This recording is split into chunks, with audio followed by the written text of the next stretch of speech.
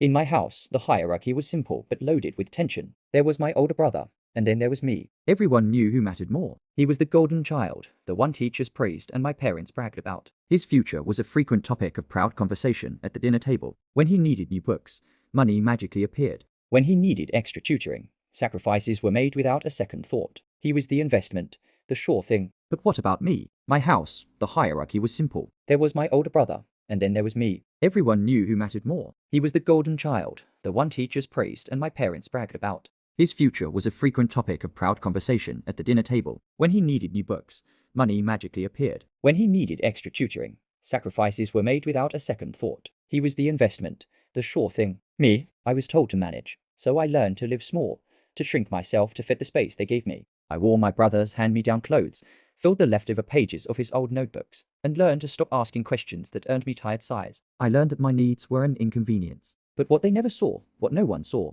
was what happened when the house went quiet and the lights went out. My room wasn't just a bedroom. It was a workshop of discarded things. Broken radios from the curb, dead fans from neighbors, electronics people had thrown away without a glance. These were my treasures. I'd spend hours taking them apart, piece by piece, trying to understand their inner workings. I'd put them back together, fail, and try again. It was a silent education, fueled by pure curiosity. Sometimes I needed a specific part, a tiny component to bring a machine back to life. But asking for money was pointless. A waste of time, they'd say. Why can't you just focus on your schoolwork like your brother? So, I learned to build with scraps, to improvise with whatever I could find, and to celebrate my small victories in silence. Then, my school announced the state-level science and technology innovation competition. A massive opportunity. My first instinct was to ignore it. I knew what the answer would be at home. I could already hear their dismissal. But my teacher, Mr. Harrison, had seen my secret projects.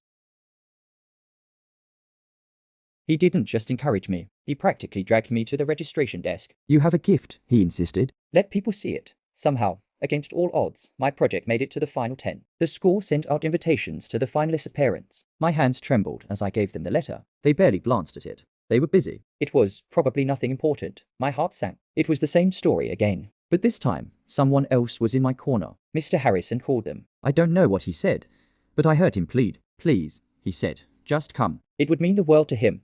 Reluctantly, they agreed. On the day of the competition, they found seats in the back of the auditorium, their faces blank. No excitement, no pride, just a sense of obligation. One by one, the other finalists presented their impressive projects. With each name called that wasn't mine, my hope dwindled. My parents started checking their watches. I could feel their impatience from across the room. Finally, all the presentations were over. The judges huddled together, whispering. The hall fell silent. The head judge walked to the microphone and cleared his throat. The sound echoed in the massive room. After careful deliberation, he began.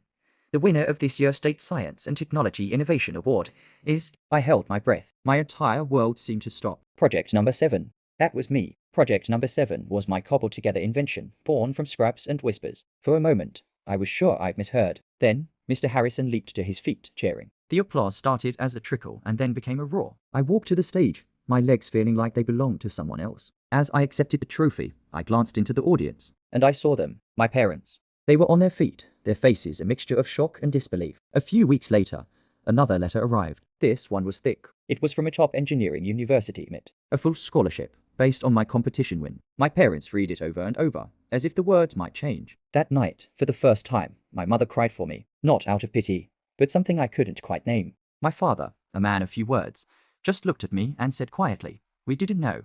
I just nodded. Of course, they didn't. They never looked long enough to see. I wasn't the golden child destined for greatness. I was the quiet one they almost missed completely. And in the end, it just took one single moment, one person who believed in me, to show the world what my own family couldn't see. Thank you for listening. If this story resonated with you, please consider liking and subscribing for more.